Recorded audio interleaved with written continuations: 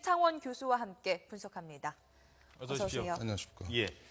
자, 일단 어제 박근혜 대통령의 대국민 담화에서 핵심 내용은 해경을 해체하고 네. 안행부의 안전관리 기능이 완전히 이관이 되고요. 그리고 또 해수부도 기능이 상당히 축소가 되는 뭐 이렇게 좀 살펴볼 수 있는데 전반적으로 일단 어떻게 평가하시겠습니까? 일단 대통령께서 직접적인 사과를 하셨죠. 네. 예, 그리고 또 여러 가지 진상조사위원회 구성이라든지 예. 이제 희생자 가족분들이 요구하던 많은 내용들이 수렴됐다고 보고요. 예. 또 이제 문제가 되고 있는 탐욕적 사익 추구 기업에 대한 아주 직접적인 언급도 있었습니다. 근데 이제 우리가 지금 집중되고 있는 것은 공직 사회에 대한 여러 가지 하드웨어적인 개편이 이제 정부 조직 개편 내용이 되겠고요. 예. 소프트웨어적인 개편이 네. 아무래도 지금 관피와 척결이라든지 이런 문제에 지금 집중되고 있기 때문에 지금까지 언급되었던 많은 이야기들이 어느 정도는 망라되지 않았는가 저는 그렇게 판단하고 있습니다. 네. 3사 34일 만에 나온 개편 아니었는데 어제 이 대국민 담화가 발표되고 특히 진도 팽목항에 있는 이 세월호 참사 희생자 가족들이 많이 동요했다고 하는데 네. 여론 수렴 과정이 이런 부분에서 더 필요하지 않았나라는 네. 지적도 있거든요. 네, 그렇게 볼 수도 있을 것 같은데요. 사실은 그 안전 관련 정부 조직에 대한 논의는 많이 있었습니다. 예. 컨트롤 타워가 있다 없다 뭐 여러 가지 논란이 있었죠. 그렇기 때문에 사실은 그 지금 34일 정도 되는 기간 동안에 네. 나름대로는 물밑에서 많은 논의나 이런 것이 있었던 것으로 보이고요.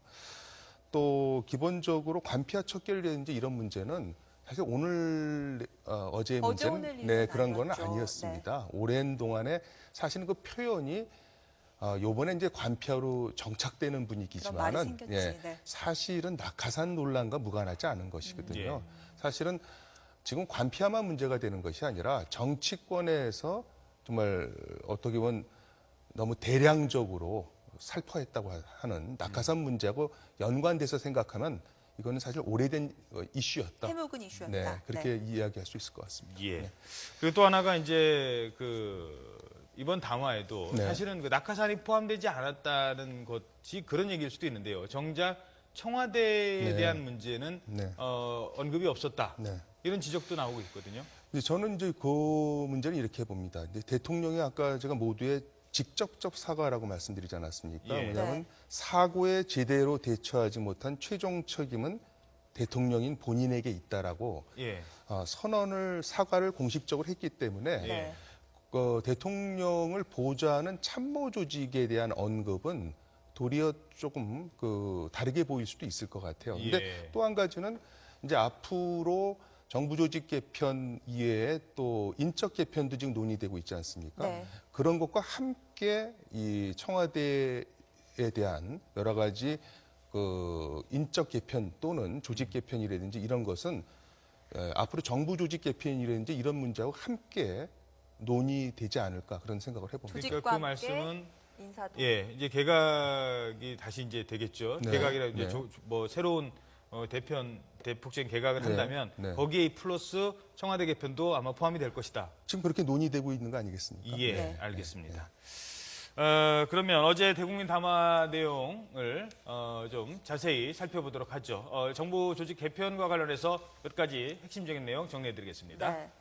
이번 정부 개편안에서 가장 눈에 띄었던 것이 또 전격적이었던 것이 예. 해양경찰의 해체였습니다. 해양 구조 군안과 경비 업무를 새롭게 신설되는 국가안전처로 이관시키고요. 또 수사 정보 기능은 경찰청으로 이관시키면서 해체 수순을 밟게 됐습니다. 해양경찰이 창설된 지는 61년 만이고요. 경찰청에 다시 흡수되는 것은 18년 만의 일입니다. 잠깐만요. 여기에서 이제 안전행정부 얘기도 네. 같이 이제 얘기가 나오는데요. 이거 잠시 뒤로 하고요.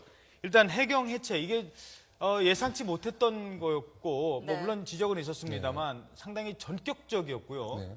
해경이 구조 작업 다 안 끝났는데 이 얘기 들으면은 이거 구조 이거 어떻게 하는 네. 겁니까? 이런 네. 얘기도 많이 나왔습니다. 네. 그거 어떻게 보십니까? 저는 마지막에 말씀하신 현재 17분인가요? 현재로서 예. 네. 아직 실종자. 실종자분들이요. 실종전 네. 분들에 대해서 구조라든지 이런 것이 완결되지 않은 상태에서 그 정확한 언급이 더 담화문에 있었으면 더 좋지 않았을까라는 생각을 합니다. 다만 이제 직후에 이런 문제가 발생하자 바로 대통령께서 해수부 장관에게 지시를 하신 것으로 알고 있습니다. 그러니까 이제 그런 이야기 한 가지 하고요. 그다음에 해경은 이제 일부 잘못 표현되고 있는 것이 폐지가 아닙니다. 이건 해체죠. 해체와 폐지는 굉장히 다른 것이죠. 즉 해양 경찰 조직 자체가 없어지는 그럼요. 거죠. 그러니까 기능은 당연히 그 중요한 기능이 없어질 수 없는 거 아니겠습니까? 기능들은 이관이 되고. 그렇죠. 근데 다만 이게 해양경찰청이라는 게 해수부와 또 해양경찰청은 대한민국 거의 유일하게 공간적 개념의 조직입니다. 그렇지 않습니까? 기능적인 조직이 아니죠. 그렇죠. 해경과 경찰을 네, 그러다 보니까는 사실 해양 경비 업무 이번에 이제 국가안전처로 이관된다고 하죠. 그다음에 해양 안전 구조 업무 역시 이제 국가안전처로 이전된다고 하고 그거 이외에 이제 경찰 업무도 있었고 또 우리가 잘 모르는 해양 오염 사고 대응 업무도 있습니다. 그다음에 낙도 오지 응급 의료 서비스도 있고 다양한 업무가 있기 때문에 제가 볼 때는 우리가 좀 조심해야 될 것은 현재 해양경찰청이 수행하고 있던 업무와 기능에서 혹시 누락되거나 너무 간과되는 것이 없는지를 잘 살펴봐야 될 것이고 또 한 가지는 작은 이슈일 수도 있을 것 같은데 지금 그 해양경찰 그 시험 공부를 했던 마침 오늘이 딱 그 실기시험 날짜라서 그래서 응시자라든지 이분들은 사실 그 행정의 그 책임성이라는 측면이 있습니다. 그리고 해양경찰청이 해체된다고 지금 그 과정에 있는 것이지 해양경찰 업무가 없어지는 것은 아니기 때문에 또 그분들에 대한 그 정책적 배려는 충분히 제시돼야 된다고 저는 생각합니다. 그 실기시험 날짜가 무기한 연기라고만 밝혀졌거든요. 그럼 어떻게 봐야 될까요? 제가 볼 때는 그것은 어떠한 형태든 구제라든지 또 해양경찰 업무를 수행할 분은 분명히 필요한 것이거든요. 그 교수님이 계신 그 한성대 행정학과 학생들 중에도 그 해경 일부 준비하는 있습니다. 학생들 있었을 거 아니에요. 일부 있습니다. 그런 사람들한테는 정말 괜히 불똥이 엉뚱한 데로 튀어서는 안 되는 거고. 그렇게 돼서는 안 돼요. 행정의 책임성 측면에서. 그리고 아까 말씀하신 것처럼 지역적으로 나눈다고 하셨을 때 미국 같은 경우도 US 코스트가드라는 해안 경비대가 있거든요. 그러니까 그 업무를 포기하는 건 아니고 아마 상징적으로 이번 일에 해경이 정말 잘못했다라는 것을 대통령이 인정을 하는 그런 차원에서 차원이 그런 아니었을까. 시각도 많이 있고요. 이제 또 한 가지는 약간 이런 것도 있는 것 같습니다. 이 해양경찰청이 계속 업무를 늘려왔습니다. 창설 이후.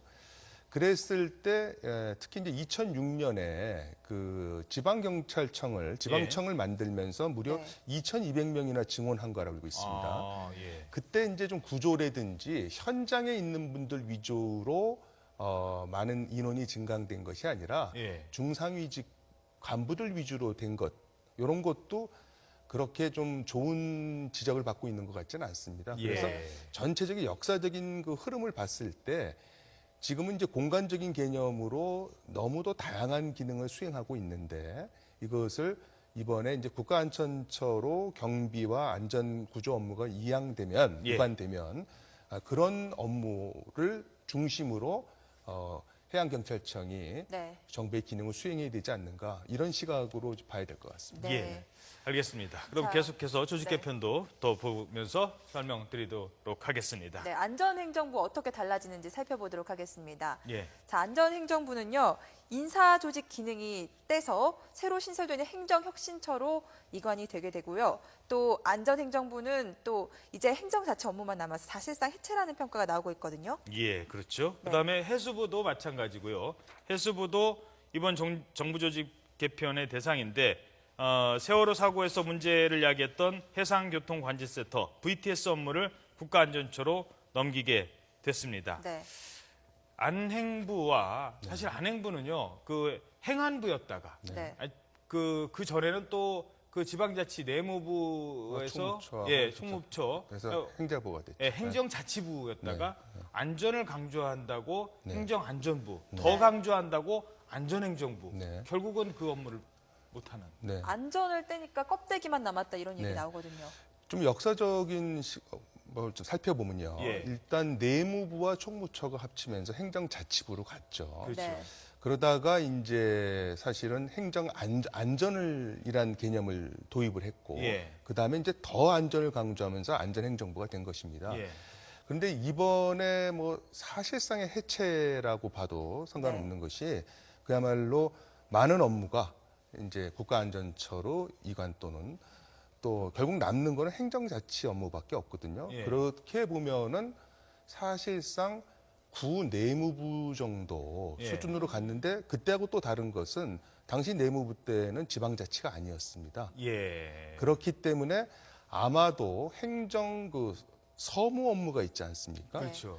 행정 서무 업무와 일부 자치 업무만 남다 보니까 예. 일부에서 나오는 이야기지만 이게 과연 부 정도의 규모로 남을 수 있겠는가? 있을까? 아. 그래서 처단위로 격화되는 것이 아닌가라는 일각의 주장도 없지 않아 있습니다. 예. 네. 이런 좀 가정을 해본다면 만약에 안행부에서 안전 업무를 담당하던 사람이 공무원이 네. 신설되는 국가안전처로 자리만 옮긴다면 네. 결국 부서 이동으로 끝나는 개편이 될 수도 있지 않겠습니까? 근데 이제 그거는 좀 여러 가지 시각으로 봐야 될 것 네. 같아요. 이제 좀 이따 나오겠지만은 과연 지금 국가안전처를 우리가 어떻게 구성할까? 기본적으로 3본부 1구조대로 지금 알고 있습니다. 예. 그래서 육상은 소방본부 중심이 되고 네. 해상은 해양안전본부, 그다음에 예. 육해공항 항공 같은 경우 또 예. 특수재난 같은 경우는 특수재난본부로 뭐 이루어지기 에너지나 때문에 화학부까지요. 예. 네. 또 이제 현장 대응성을 높인다는 측면에서 특수기동구조대 이렇게 구성되는데 과연 지금 또 전문성을 워낙 강조하고 있기 때문에 네. 예. 그대로 수평 이동되는 그런 측면보다는 전문성 위주로 재편이 된다면은 그런 문제는 많이 해결될 수 있을 것이다. 예. 네. 그리고 안전처잖아요. 네. 이게 차관급이 되는 겁니까? 이렇게 되면? 이제 그러다 보니까는 이제 국가안전처의 가장 중요한 기능이 네. 사실은 이제 이런 오해가 좀 있는 것 같습니다. 지금까지 여러 부처에서 수행하고 있는 재난 및 안전에 관계되는 예. 여러 기능, 여기서 기능이라 할 때는 예방, 대비, 대응, 수습이 굉장히 복잡한 업무입니다. 그러한 모든 업무를 그러니까 총리실 산의 일개처가 수행한다는 것이 아니라 예. 네. 여러 부처에서 수행하고 있는 재난 안전 관련의 기능을 총괄 조정할 수 있는 권한을 준다. 이렇게 생각하셔야 될 것 같습니다. 예. 네. 저희들이 화면을 네. 준비했는데 화면과 함께 좀 더 자세한 설명 부탁드리도록 하겠습니다. 네. 국가안전처의 운영과 관련되는 건데요. 네. 예. 그렇기 때문에 실질적으로 두 가지 기재가 필요합니다. 아. 우리가 보통 타부처를 총괄 조직이 움직일 수 있는 게 예산 아니면 조직 아니면 인력이거든요. 그렇죠. 네. 그런 측면에서 이제 안전 관련 예산에 대한 사전 협의권을 부여해서 네. 다른 부처가 안전 관련 예산을 사용한다 그러면 우리하고 먼저 협의해라. 네. 예. 특히 또 지자체가 예산 배분 권한을 그렇죠. 부여하는 예. 거죠. 네. 네. 그다음에 지자체 같은 경우는 재해 예방 관련해서 특별 교부세를 여기서 교부하겠다. 아. 네. 그런 종적인 횡적인 권한이 아마 담보되지 않으면은 네. 지금 염려하시는 것처럼 이제 그런데도 불구하고 국무회의를 참석하는 장관급이 되어야 네. 이러한 총괄 조정권이 그렇죠. 행사되지 않겠는가. 어. 저는 개인적으로 그렇게 생각하고 있습니다. 예. 근데 이제 해경에서 또 해양 구조군안 경비 업무 가져오고 안행부에서 안전기능 가져오고 해수부에서 VTS 업무 가져오면 국가안전처가 너무나 방대해지는 거 아니겠습니까? 이런 네, 지적도 있거든요. 이제 정부 부처의 비대라는 것은요. 네. 이렇게 봐야 될 것 같아요. 이제 전문직들이 많이 들어오게 되고 그다음에 이것이 수평 이동이 된다는 건 아까 말씀하셨던 네, 것처럼 자율 별로 이동이 의미가 되면 안 없습니다. 되고. 그리고 사실은 공통 업무를 하던 분들은 줄어들 수밖에 없기 때문에 네. 그런 시각으로 본다면 그 정부의 비대화는 우리가 경계를 해야 되겠죠. 예. 만일 이번에 국가안전처를 조직화하면서 단순한 수평 이동을 통해서 정부 비대화에 대한 비난이 있다면은 네. 또 우리가 굉장히 얻은 것보다는 잃은 것도 많다. 예. 네, 득보다 실이 많을 수 알겠습니다. 있다. 자, 그리고 또 하나가 이제 공직사회 개편. 이제 지금 말하는 건 아까 말씀하신 것처럼 하드웨어적인 요소라면 그렇습니다. 네. 이제는 이제 소프트웨어적인 요소, 맞습니다. 관피아 문제, 또 뭐 행정고시 문제 이런 걸 또 살펴보도록 네. 하겠습니다. 옛날에는 정경유착이라고 했잖아요. 그러니까 네. 뭐 정치인들이 경제 쪽에서 돈 받아서 뭐 검은 돈 받고. 그런데 네. 지금은 어제도 나왔습니다만 이제는 민관 유착이라고. 그러니까 공무원 계시던 분이 나중에 민간협회에 취업을 해서 취업할 거 생각하고 계속 이제 지적을 해주셨던 문제인데 관피와 척결에 대한 일단 의지는 어느 정도로 평가하시죠? 이번에는 사실 대통령께서 한 담화치고는 상당히 구체적인 내용이 포함되어 그렇죠. 있습니다. 네. 예. 그래서 공직자윤리법 개정 얘기가 나오고요. 예. 그건 뭐 자세한 내용은 나중에 살펴보기로 하고요. 그 다음에 일명 김영란법이라고 그러죠. 예. 부정청탁 금지 법안. 그 다음에 사실상 공직을 채워 나가는 이제 행정고시, 예. 이제 5급 공채라 그러죠. 예. 네. 5급 공채와 민간 경력자를 채용하는 비율까지 지적을 그렇죠. 하셨거든요. 예. 그래서 5대5로. 이제 간단히 말씀드리면은 결국은 이 공직이 이렇게 질타를 받게 된 가장 큰 동기는 예. 폐쇄성입니다. 아, 이제 소위 말하는 공직 5급 공채를 통해서만 고급 관료가 양성되는 그것을 민간 경력자가 들어옴으로써 경쟁과 견제를 시키겠다는 것이거든요. 네. 그 다음에 이제 공직자윤리법을 개정함으로써 소위 말한 민관 유착을 그 고리를 끊겠다. 아주 구체적인 내용이 포함되어 있기 때문에 예. 제대로만 이제 국회 입법화 과정에서 훼손이 되지 않는다면 큰 의미가 있을 것으로 저는 봅니다. 못 가는 기관도 한 3배로 늘리고요. 그렇습니다. 3배 늘리고 취업 예. 제한 기간도 2년에서 3년을 늘리고 예. 더 중요한 것은 우리가 그 업무 관련성 그 판단 기준이 예. 네. 과거에는 소속 부서였습니다. 네. 그러니까 부서만 바뀌면 상관없었어요. 그러다 보면 이제 해양 업무 하던 분이 선박 업무 해도 되는 아. 그런 이제 난맥상이 있었는데 이번에 소속 기관으로 한다는 얘기는 굉장히 포괄적 규제가 되는 것이다. 예. 이렇게 될 경우에는 상당히 실효성 있는 규제가 될 수 있을 것으로 보입니다. 뭐 예. 행정고시 축소하는 부분은 관피와 척결에 좀 도움이 될까요? 계속 주장하셨던 부분 아니겠습니까? 저는 이제 행정고시 폐지 자체를 찬성하는 사람은 아닙니다. 예. 왜 그러냐면 그 순기능도 있었습니다. 특히 예. 개천에서 용난다. 아. 이런 측면에서는 이제 순기능이 충분히 있는 것이고요. 네. 다만 오로지 행정고시만으로 고급 관료를 양성하는 거에는 폐쇄적인 측면에서 문제가 있다. 예. 네. 그런 측면에서 이제 민간 경력자를 채용해서 근데 다만 채용할 때 공정성과 합리성, 타당성이 담보가 돼야 되겠죠. 예. 이제 항상 과거에도 보면 이제 민간 경력자를 채용한다 그러면서 특채 형태로 했을 경우에 여러 가지 문제가 있지 않았습니까? 그렇죠. 네. 이제 그래서 어떻게 공정하게 이 많은 인력을 이 경력자들을 채용할 것인가? 잘 선발해서. 네, 그거는 이제 투명성과 타당성, 신뢰성을 다 담보해야 될 것이다. 예. 네. 이런 말씀드립니다.